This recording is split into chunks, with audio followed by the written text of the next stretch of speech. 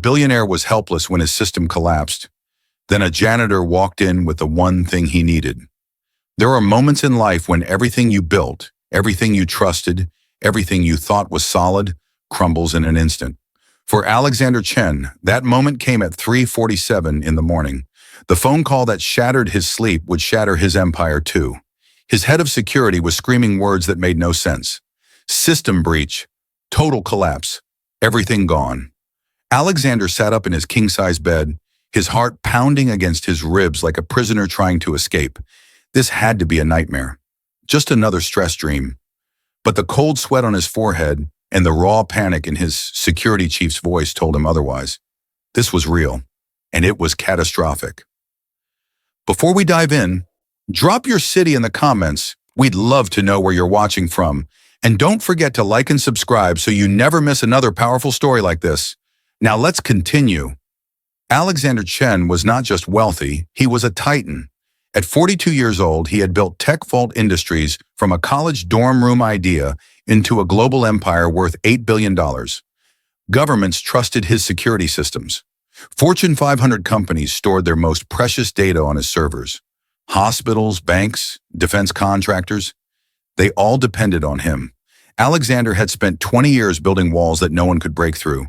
Until tonight. Until someone did. His hands shook as he dressed in the dark. His wife stirred beside him, reaching for him in her sleep, but he was already moving, already running. The drive to his downtown headquarters usually took 30 minutes. He made it in 15, running red lights, his mind racing faster than his car. Who could do this? How did they get in? What did they want? By the time he reached his downtown headquarters, the war room was already packed. 20 of the world's best cybersecurity experts stood around glowing screens, their faces lit by red warning messages that screamed from every monitor. System under attack. Firewalls breached. Data extraction in progress. Alexander's chief technology officer, Marcus, looked like he had aged 10 years in 3 hours.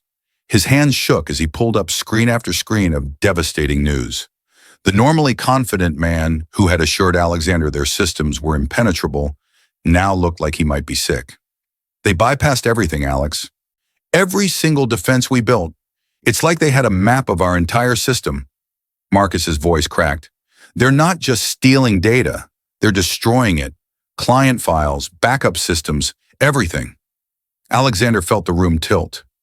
$8 billion, 20 years of work, the trust of thousands of companies, all of it slipping through his fingers like water. He grabbed the edge of the table to steady himself. His vision blurred at the edges. He had prepared for this. He had hired the best. He had built the most sophisticated security system in the world. How was this happening? Show me, he whispered. Marcus pulled up a screen. Alexander watched, horrified, as file after file turned red. Corrupted, destroyed, gone. It was like watching someone set fire to his life's work, one page at a time, and being unable to do anything but watch it burn. The sun rose over a city that was about to learn what happened when giants fell. By 7 a.m., the news had broken. Tech billionaire's empire under massive cyber attack. By 8 a.m., his stock had dropped 40%. By 9 a.m., clients were terminating contracts. By 10 a.m., Alexander Chen's phone had been ringing nonstop with lawyers, investors, and journalists who smelled blood in the water. Alexander stood at the window of his office on the 47th floor, watching the city move below him. People rushing to work, grabbing coffee, living their normal lives, not knowing that somewhere in this building, in these computers, someone was destroying everything he had built. He pressed his forehead against the cold glass, feeling the coolness against his burning skin. He had barely slept in 3 days. His eyes burned. His hands trembled from too much coffee and too much fear. When was the last time he ate? He could not remember. Food tasted like ash anyway. Behind him, another emergency meeting was starting. The 6th one today. More experts flown in from London, Tokyo, Tel Aviv. The best hackers money could hire. Cybersecurity consultants who charged $50,000 a day. Government investigators who usually dealt with terrorism. All of them standing in his conference room, staring at screens, typing frantically, shaking their heads. The sophistication level is beyond anything we've seen, one expert from the FBI Cyber Division explained, her face grim. Whoever designed this attack studied your system for months, maybe years. They knew every weakness before they struck.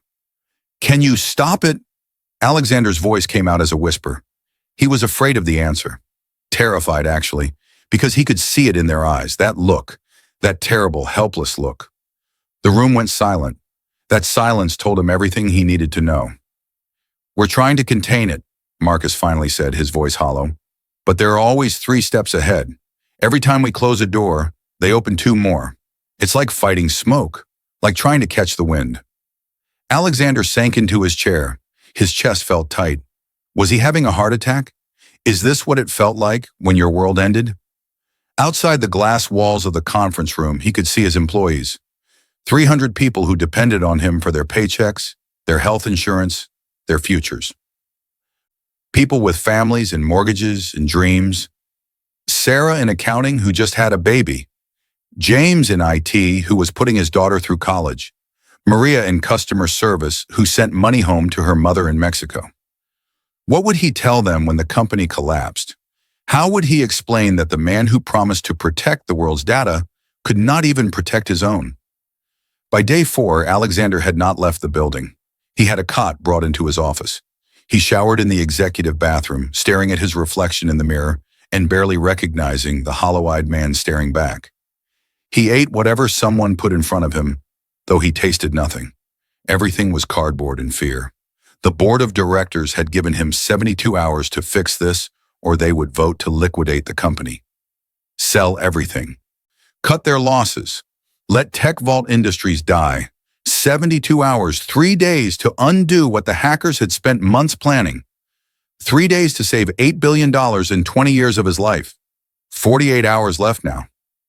Alexander walked through the empty hallways late at night, past offices where his team worked around the clock, their faces blue in the glow of computer screens. Past server rooms where machines hummed and blinked, hiding the poison that was killing them from the inside. He had built this. Every floor, every system, every line of code had his fingerprints on it, and now he was watching it die, powerless to stop it. The weight of his failure pressed down on him like a physical thing, like carrying a mountain on his shoulders. Every step felt heavier than the last. He found himself on the 3rd floor, in a part of the building he rarely visited, the maintenance level, the place where the people who kept the lights on and the trash emptied worked. It was quiet here, peaceful almost. No frantic typing, no desperate phone calls, no experts telling him there was no hope. He sat down on a bench near the supply closet, his head in his hands. For the first time in 4 days, he let himself feel it. Really feel it. The fear, the failure, the crushing weight of knowing that he had been beaten, that despite all his money, all his intelligence, all his preparations, he was going to lose everything.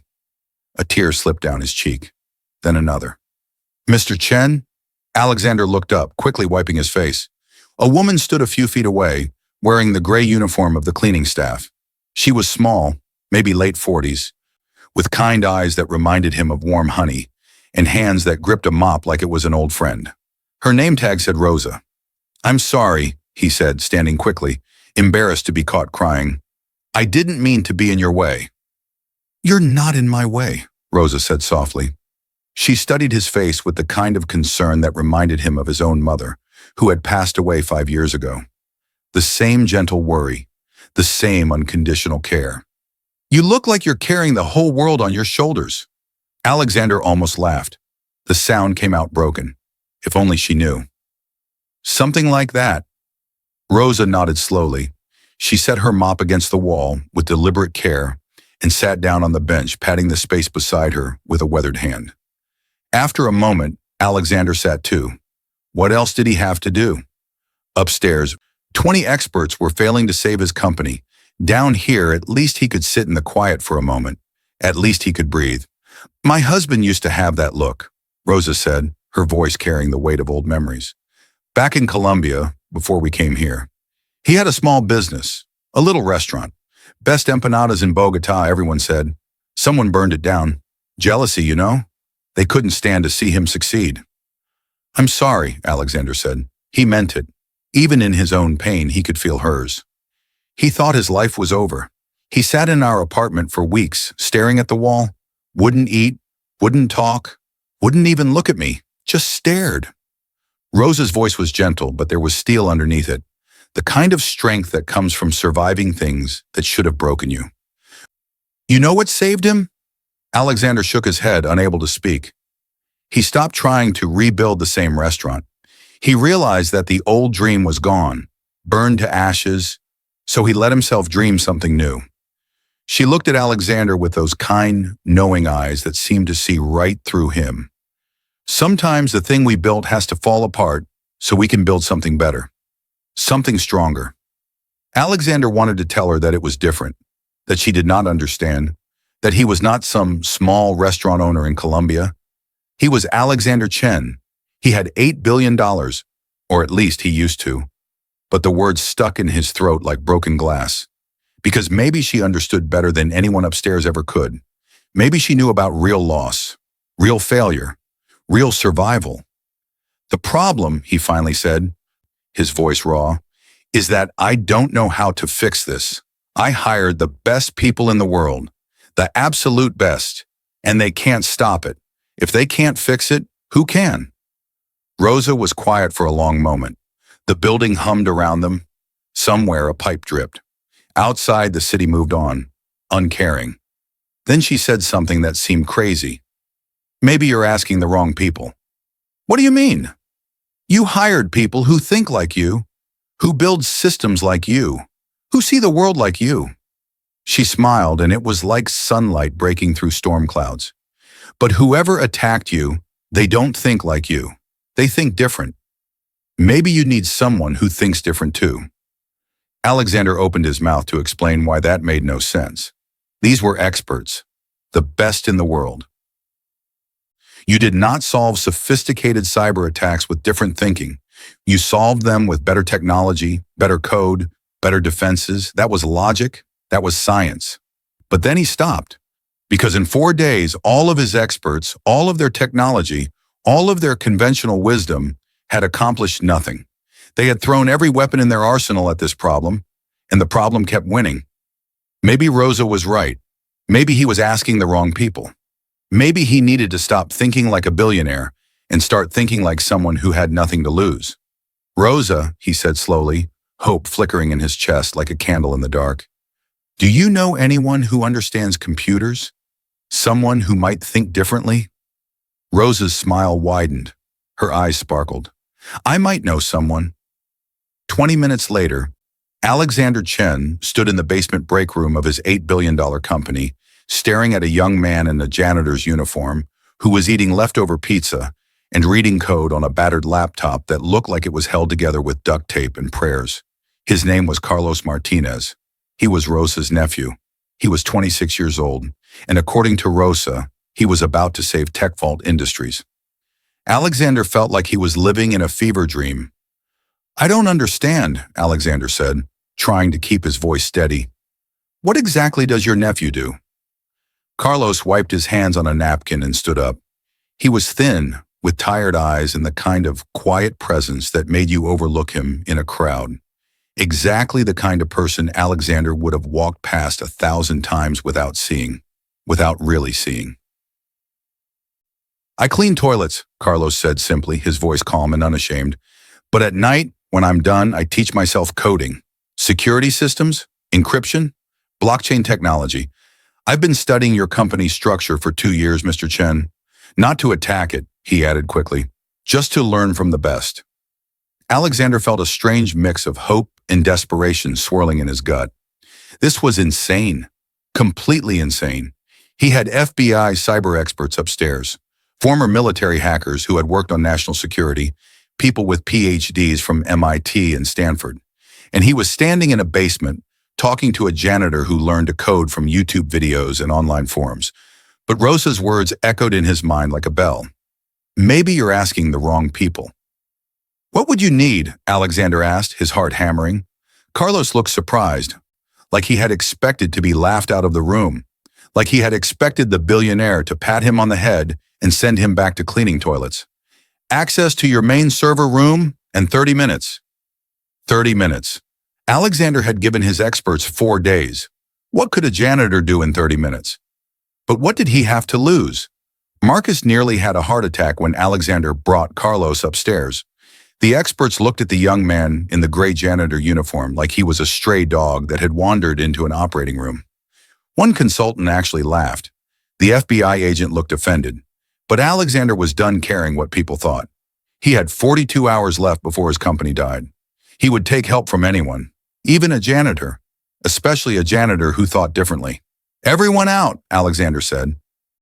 "What?" Marcus stared at him. "Alex, you can't be serious. Out. Give him space. Give him a chance." They left, muttering, shooting looks over their shoulders like Alexander had lost his mind. Maybe he had. Maybe desperation did that to you. Carlos sat down at the main terminal. He rolled up his sleeves. His fingers moved across the keyboard like he was playing a piano, like the keys were an extension of his thoughts. Code scrolled across the screen too fast for Alexander to follow, faster than he had ever seen anyone type. "What are you doing?" Marcus asked from the doorway, unable to stay away, arms crossed defensively. "Looking where you're not," Carlos said without taking his eyes off the screen.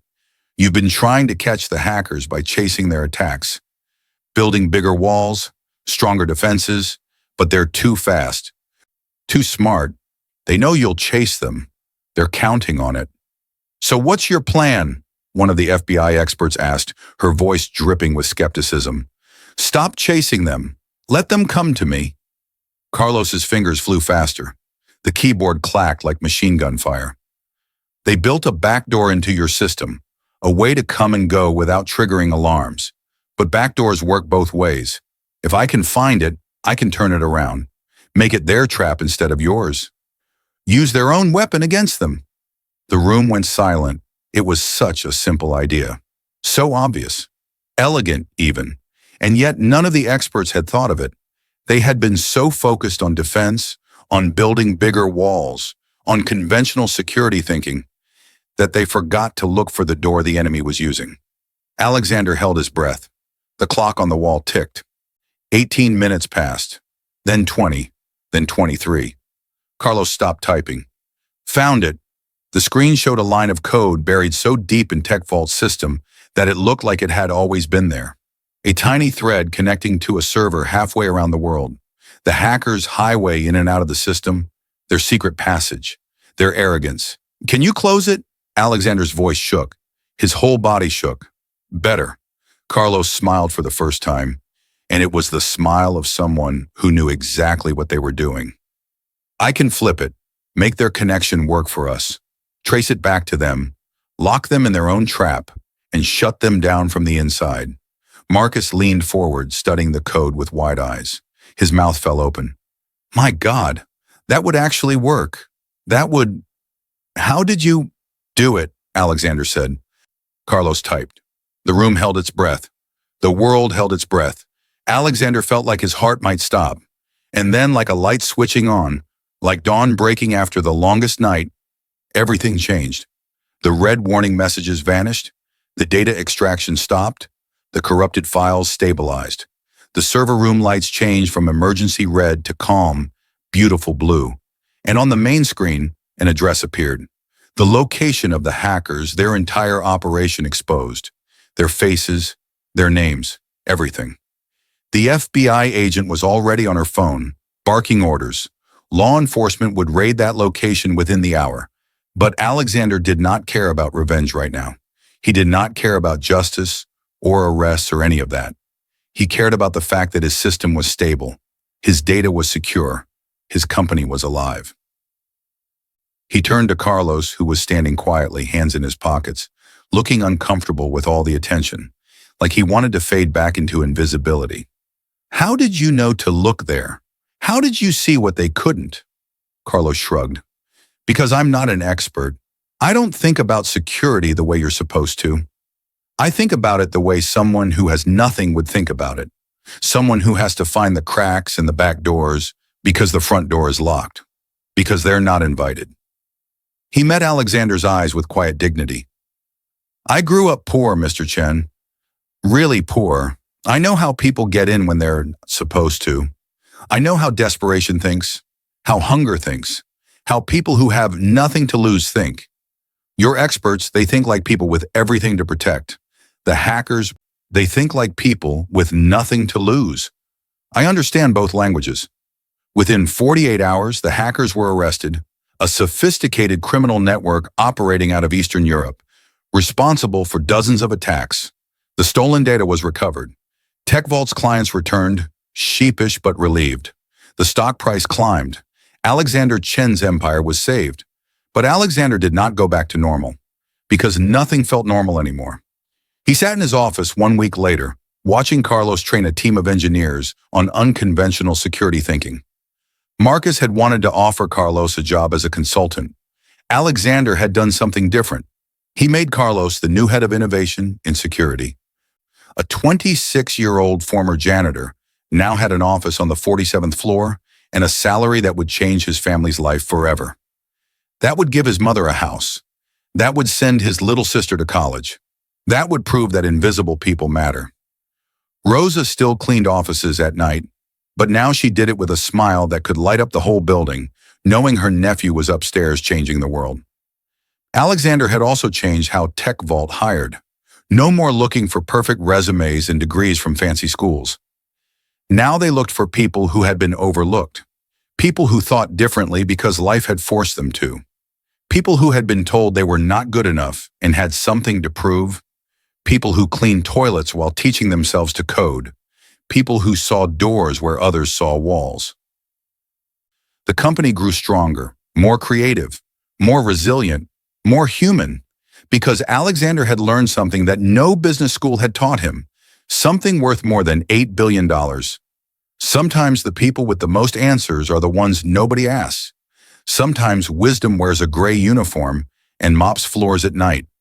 Sometimes salvation comes from the basement, not the boardroom. He thought about that night often, sitting on the bench with Rosa, feeling like his world was ending. Not knowing that the solution was 3 floors below him, mopping floors and dreaming of a chance. Just one chance. Pride had almost destroyed him. Humility had saved him. Months later, Alexander gave a speech at a technology conference. He told the whole story. The attack. The experts who could not fix it. The janitor who saved everything. People laughed at first, thinking it was a clever metaphor, a parable he had invented. Then they realized he was serious. The laughter died. The room went silent. You could hear hearts beating. I spent 20 years building wall, Alexander said, his voice echoing through the hall. But I forgot to build doors. I hired people who looked like me, thought like me, came from the same world as me. And when someone who thought differently attacked us, we had no defense. Because we had no diversity. Not diversity of color or gender, though that matters too. Diversity of thought, diversity of experience, diversity of struggle, diversity of perspective that only comes from living different lives. He paused, looking out at hundreds of faces, CEOs and entrepreneurs and people who believed they had all the answers. People like he used to be. Carlos saved my company because he had nothing to lose and everything to prove. Because he learned to code in a basement while cleaning toilets. Because nobody ever told him he was supposed to think a certain way. Because he understood both privilege and poverty, both security and vulnerability.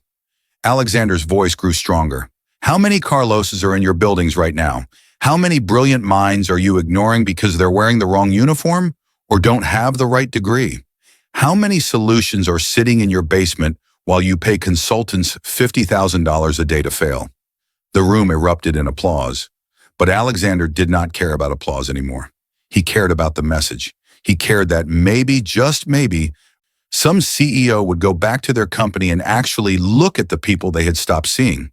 The janitors and the security guards and the cafeteria workers. The people who kept everything running while being invisible. The people who mattered. Because the truth was simple and devastating. You never knew who was going to save your life until you were humble enough to ask for help from everyone, not just the people you thought mattered. Carlos still worked at TechVault, but now he also taught classes at community colleges at night, showing kids from poor neighborhoods that they could build empires too. That a janitor's uniform was not the end of the story. It was just the costume you wore in Act 1. The transformation was coming. Rosa retired 2 years later. Alexander threw her a party that the whole company attended. 300 people showing up to celebrate a woman who cleaned their offices. She cried when she saw how many lives she had changed by seeing a broken billionaire and offering him a seat on a bench, by believing that her nephew deserved a chance, by knowing that wisdom did not only come from diplomas and bank accounts, by remembering that everyone has value. Alexander kept a picture in his office. It was taken the night Carlos fixed the system.